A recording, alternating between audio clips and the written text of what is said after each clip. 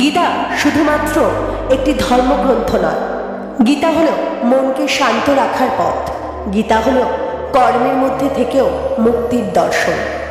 আজকের এই ভিডিওতে আমরা খুব সহজ, সুন্দর এবং হৃদয়স্পর্শী বাংলা ভাষায় জানব গীতার 18টি অধ্যায়ের মূল বাণী, কিভাবে গীতার কথা আজকের জীবনে প্রযোজ্য, কেন গীতা পড়লে জীবন বদলে যায়। এই ভিডিওটি শুধু শোনার জন্য নয়, এই ভিডিওটি অনুভব করার জন্য। চলুন তাহলে শুরু করি, প্রবেশ করি গীতার পবিত্র জগতে। কুরুক্ষেত্রের যুদ্ধক্ষেত্রে দাঁড়িয়ে আছে অর্জুন, সামনে নিজের আত্মীয়, গুরু, বন্ধু। হঠাৎ তার হাত কাঁপতে শুরু করে, গান্ডীব ধনুক হাত থেকে পড়ে যায়। অর্জুন বলে, হে কৃষ্ণ, এই যুদ্ধ আমি করতে পারবো না। এটাই হলো অর্জুন বিষাদ-যোগ। গীতা আমাদের শেখায়, মানুষ যখন জীবনের কঠিন সিদ্ধান্তের মুখে দাঁড়ায় তখন সে ভেঙে পড়ে। আজ আমরা চাকরি, সংসার, সম্পর্ক, সমাজের চাপে ঠিক অর্জুনের মতোই বলি, আমি পারবো না। কিন্তু মনে রাখবেন, ভেঙে পড়া দুর্বলতা নয়, ভেঙে পড়া হলো নতুন জ্ঞানের দরজা। ভগবান শ্রীকৃষ্ণ বলেন, আত্মা কখনো জন্মায় না, আবার আত্মা কখনো মরেও না। শরীর বদলায় কিন্তু আত্মা চিরন্তন। আমরা দুঃখ পাই কারণ আমরা নিজেকে শুধু শরীর ভাবি। আমরা ভয় পাই কারণ আমরা মৃত্যুকে ভয় করি। ভগবান বলেন, যেমন পুরনো কাপড় ফেলে নতুন কাপড় পরা হয়, তেমনি আত্মা নতুন দেহ গ্রহণ করে। গীতা আমাদের শেখায়, দুঃখে ভেঙে পড়ো না, ক্ষতিতে ভয় পেও না। মৃত্যু নয়, অজ্ঞানতায় আসল শত্রু। ভগবান বলেন, কর্ম না করে কেউ এক মুহূর্ত থাকতে পারে না। কিন্তু প্রশ্ন হলো, কর্ম কিভাবে করব? উত্তর হলো, ফলের আশা না করে, কর্তব্য মনে করে, ঈশ্বরকে স্মরণ করে। আজ আমরা কাজ করি শুধু ফলের জন্য, টাকা, নাম, খ্যাতি। ফল না পেলে হতাশা, আর পেলে অহংকার। ভগবান বলেন, কাজ করো কিন্তু ফল ছেড়ে দাও ঈশ্বরের হাতে। গীতা আমাদের শেখায়, কর্মই মুক্তির পথ।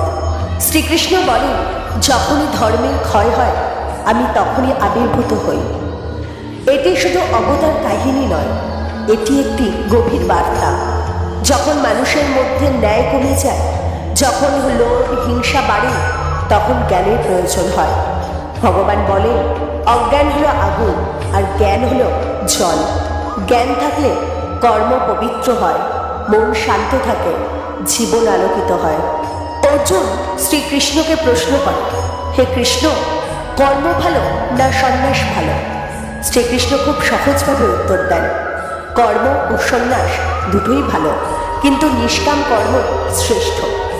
অনেকে ভাবে সংসার ছেড়ে দিলে সাধু হওয়া যায়, কাজ ছাড়লেই শান্তি আসে। কিন্তু কৃষ্ণ বলে, না অর্জুন, মন যদি লোভে ভরা থাকে বলেও শান্তি নেই, আর মন যদি শুদ্ধ হয় সংসারেও মুক্তি।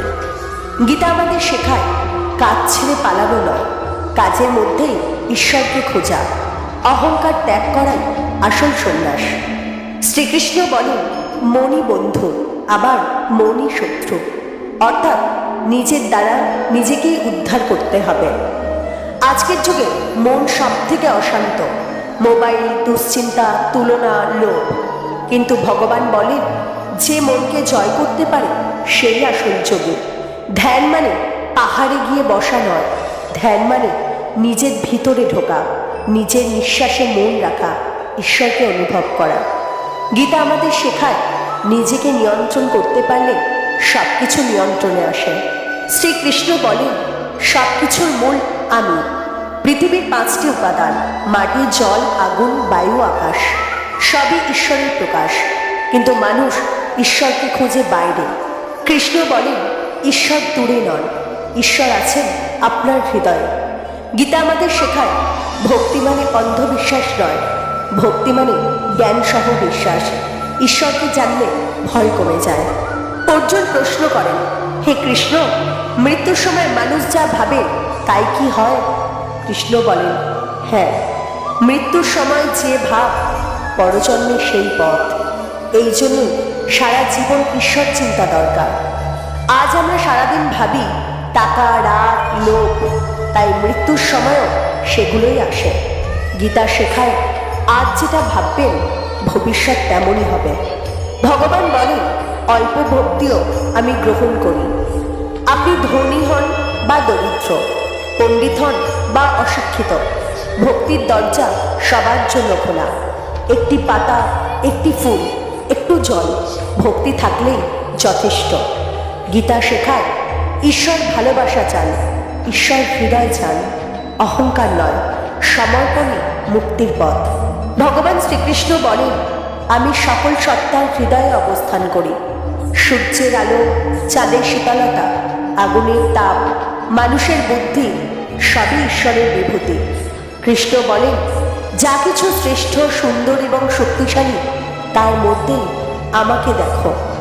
আজ আমরা ঈশ্বরকে শুধু মন্দিরে খুঁজে বেড়াই, কিন্তু শ্রীকৃষ্ণ শেখান মায়ের মমতায়, শিক্ষকের জ্ঞানে, প্রকৃতির সৌন্দর্যে সব জায়গায় ঈশ্বর। গীতা আমাদের শেখায় ঈশ্বরকে সর্বত্র দেখতে পারলে অহংকার গলে যায়।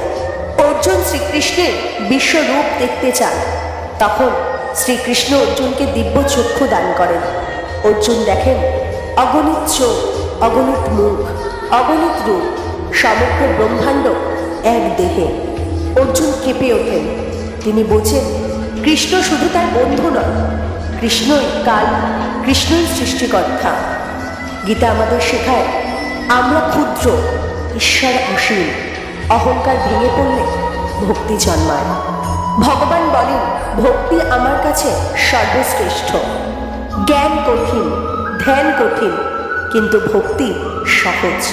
ভক্তি মানে ঈশ্বরকে ভালোবাসা, বিশ্বাস রাখা, নিজের সব দুঃখ তাকে দেওয়া। আজকের ব্যস্ত জীবনে একটু বিশ্বাসই যথেষ্ট।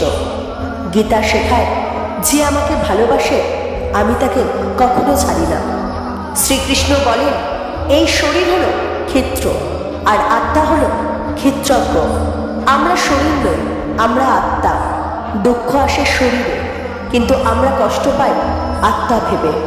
গীতা আমাদের শেখায় শরীর নশ্বর, আত্মা চিরন্তন। এই বোধই মুক্তির শুরু। শ্রীকৃষ্ণ বলেন প্রকৃতি তিনটি গুণে বাঁধা, সত্যগুণ, রজগুণ, তমগুণ। সত্যগুণ হলো শান্তি, জ্ঞান। রজগুণ হলো লোভ, কর্ম, অস্থিরতা। আর তমগুণ হলো অজ্ঞান, অলসতা। মানুষ এই তিন গুণের খেলায় বাঁধা।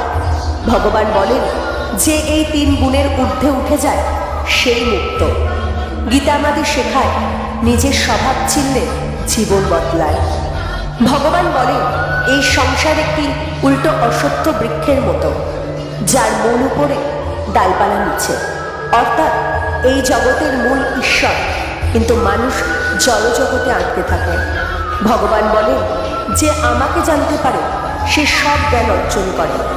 গীতা শেখায় সংসার সত্য নয়, ঈশ্বরই চরম সত্য। তাকে চিনলে মুক্তি। শ্রীকৃষ্ণ মানুষের স্বভাবকে ভাগ করে দেন দেবগুণ এবং অসুরগুণ। দেবগুণ হল অহিংসা, দয়া, সত্য, ক্ষমা, নম্রতা।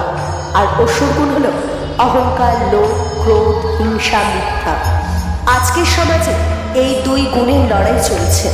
শ্রীকৃষ্ণ বলেন অসুরগুণ মানুষকে পতনের পথে নিয়ে যায়, আর দেবগুণ মানুষকে ঈশ্বরের কাছে নিয়ে যায়। গীতা শেখায় ভালো মানুষ হওয়াই সবচেয়ে বড় সাধনা। ভগবান বলেন মানুষ যেমন বিশ্বাস করে সে তেমনই হয়। বিশ্বাস তিন প্রকারের: সাত্ত্বিক বিশ্বাস, রাজসিক বিশ্বাস এবং তামসিক বিশ্বাস। সাত্ত্বিক বিশ্বাস হলো শান্ত, পবিত্র।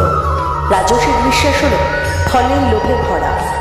আর তামসিক বিশ্বাস হলো ভয়, অহংকার, অন্ধকার। আজ আমরা পূজা করি, কিন্তু মন থাকে অন্যখানে।